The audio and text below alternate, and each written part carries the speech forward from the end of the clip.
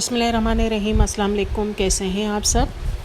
आज आपको एक थाल नज़र आ रहा है जो कि बोहरी थाल के नाम से पहचाना जाता है और ये बोहरा कम्युनिटी की एक रिवायत है। मैं आपको बताती चलूँ कि मैं बोहरा कम्युनिटी को बिलोंग नहीं करती हूँ, लेकिन ये थाल मैंने इस वजह से बनाया जब मैं बोहरा कम्युनिटी के यहाँ एक दावत में गई थी, जो कि मेरे हेड ऑफ़ द फैमिली के बहुत ही करीबी दोस्त हैं। वो उम्रा करके आए थे और उन्होंने हमें इनवाइट किया था। तो उनकी इस दावत से मैं बहुत ज़्यादा मुतासिर हुई कि उनकी इस दावत ने मेरा दिल जीत लिया। और मैंने भी सोचा कि आइंदा जब भी कोई दावत हो इसी तरह से एहतमाम करना चाहिए, ना खाने का ज़िया हो, ना किसी को ऐसा हो कि हम प्लेटें भर भर के ले लें। क्योंकि देर हो जाने की वजह से अक्सर दावतों में ये होता है कि प्लेटें बहुत ज़्यादा भरी जाती हैं और फिर बहुत ज़्यादा अनाज जो है वो वेस्टेज में चला जाता है।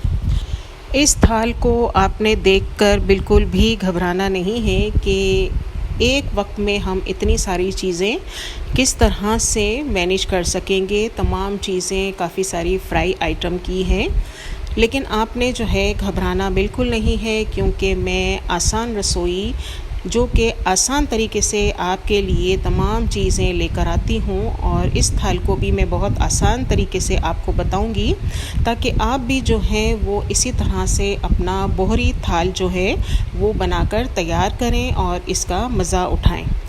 बोहरा कम्युनिटी की ये रिवायत का हिस्सा है और ये जो थाल है इसमें जो खाने की क्वांटिटी रखी जाती है वो 8 अफराद के मुताबिक, यानी कि 8 अफराद इस थाल के इर्द गिर्द बैठते हैं और ये थाल उन्हें लाजमी खाली करना पड़ता है।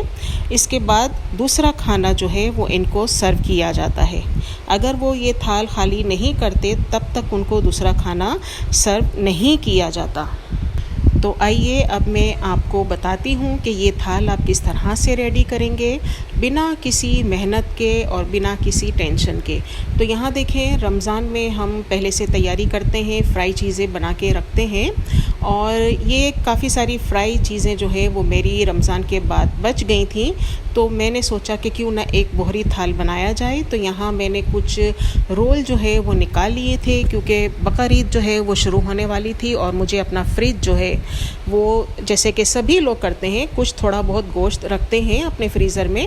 तो मैंने भी तमाम फ्राई आइटम जो है वो इसी तरह से थोड़ा थोड़ा करके फ्राई करना शुरू कर दिया। तो इस तरह से मेरा जो है वो बोहरी थाल बन के तैयार हो गया। तो यहाँ मैंने कुछ रोल निकाल लिए, रोल को फ्राई करके मैंने थाल में लगा लिया है। और इसके बाद अब बारी आती है वॉन्टन की। तो यहाँ देखें, इसी तरह से मैंने वॉन्टन भी बचे हुए जो भी थे वो यहाँ मैंने फ्राई कर लिए बोहरी थाल बनाने के लिए। और वॉन्टन के बाद मैं फ्राई करूँगी शामी कबाब, जालीदार शामी कबाब। यानी कि देखें मैंने आपके लिए कितनी आसानी से आपका जो है वो थाल बनाने में मदद की है कि आप कभी कभी सोचते होंगे कि ये थाल हम किस तरह से बनाएंगे, लेकिन मैंने आपकी जो है मुश्किल को आसान कर दिया, जिस तरह से मेरे चैनल का नाम है आसान रसोई। तो इसके बाद अब हम शामी कबाब के बाद मालपूरा बनाते हैं। और मालपूरा जो है वो भी आप बना के फ्रीज़र में किसी भी एक एयर टाइट कंटेनर के अंदर रख लें और जब आपने थाल के अंदर इसे सर्व करना हो तो माइक्रोवेव सबके घरों में मौजूद होता है। तो आप मालपूरे जो है वो माइक्रोवेव के अंदर गरम करें और थाल के अंदर आप गर्मा गर्म रखती जाएं। अब जैसे कि बारी आ रही है पकोड़ों की, चाहे पकोड़े आपके पास आलू के हों, प्याज वाले पकोड़े हों या पालक के पकोड़े हों या मिक्स सब्जियों के हों, ये जब भी हम इफ्तार के टाइम पे बनाते हैं थोड़ा बहुत हमारे पास बच जाते हैं। तो इन पकोड़ों को आप किसी भी एयर टाइट बर्तन में डालकर फ्रीज़ कर सकती हैं और जब आपने थाल बनाना हो तो उसी तरह से आपके पास अगर एयर फ्रायर है, ये माइक्रोवेव में गर्म करेंगी तो नरम पड़ जाएंगे, एयर फ्रायर में ये दोबारा से क्रिस्पी हो जाएंगे। अब यहाँ जैसे कि समोसे आ गए, आलू के समोसे, ये आप बचे हुए हैं, फ्राई किए हुए हैं, तो इनको भी एयर टाइट कंटेनर में डाल के रख दें और इसे आप जो है वो गर्म कर लें। और अगर आपके पास कच्चे बने हुए हैं तो दोबारा से आप क्या करें कि इन कच्चे समोसे को निकाल कर आप दोबारा से इसे जो है वो फ्राई कर लें और अपने थाल के लिए इसे आप रेडी कर लें।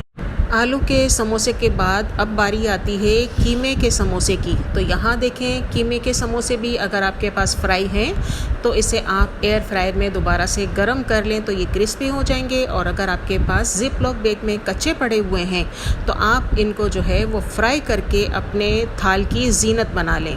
और आखिरी में बारी आती है बोहरा कुजीन की मटन ज़ाफ़रानी बिरयानी, जो कि आपको एट अ टाइम बिल्कुल ताज़ा बनानी पड़ेगी, क्योंकि बिरयानी जो है वो ऐसी चीज़ है जिसे हम फ्रीज़र नहीं कर सकते, फ्रीज़र में नहीं रख सकते, क्योंकि इसके चावल जो हैं वो टूट जाते हैं। और बोहरा कुज़ीन में जो है वो फूड कलर बिल्कुल भी इस्तेमाल नहीं किया जाता।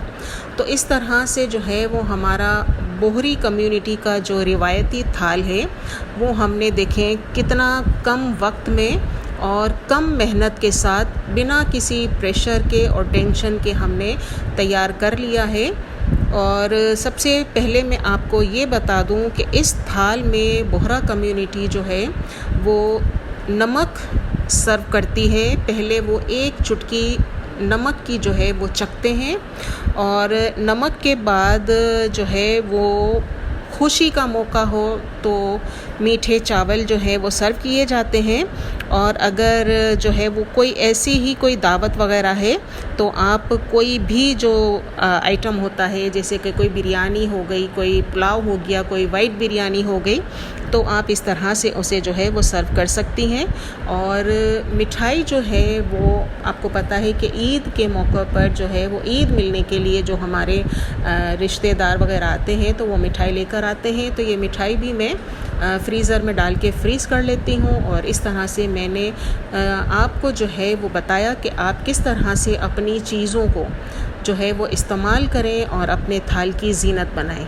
तो इस तरह से आपका जो बोहरी कम्युनिटी का जो थाल है वो आपके बनाने की और आपको जो है उसको खाने की जो एक ख्वाहिश होती है वो आप इस तरह से पूरी कर सकते हैं। मैं बहुत इम्प्रेस हुई जब मैं बोहरा कम्युनिटी में उनकी जो दावत में गई थी। वाकई उनकी जो दावत थी वो दिल जीतने वाली दावत थी। मैं इस दावत को कभी नहीं भूल सकती और इसी बिना पर उनके इस मिलनसार दावत के मौके पर, या जो ये कहना चाहिए उन्होंने जो हमें इतना मान सम्मान दिया, उसको बरकरार रखने के लिए मैंने उनकी एक जो है वो बोहरा थाल जो है आपके सामने बनाने की कोशिश की है। तो मुझे उम्मीद है कि ये वीडियो, ये थाल आपको ज़रूर पसंद आएगा। और यहाँ देखें वो ज़मज़म भी रखा जाता है थाल के अंदर, खजूरें भी रखी जाती हैं। और एंड में जब पूरा खाना ख़त्म हो जाता है तो एंड में जो है वो पान सर्व किया जाता है। माशाल्लाह, अल्हम्दुलिल्लाह। मैं बार बार एक ही बात कहूँगी कि जो बोहरा कम्युनिटी है उनका जो अंदाज़ है खाना खिलाने का, कि एक अनाज भी उनका ज़ाया नहीं होता।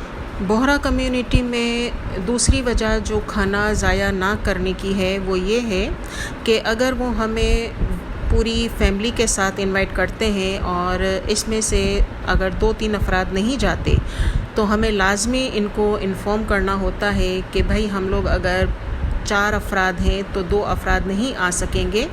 तो इस तरह से वो क्या करते हैं कि वो जितने लोग जाने वाले होते हैं, दावत में इनवाइट होने वाले होते हैं, वो उन्हीं के मुताबिक खाना बनाते हैं। तो इस तरह से भी जो है वो इनका खाना जो है वो ज़ाया नहीं होता।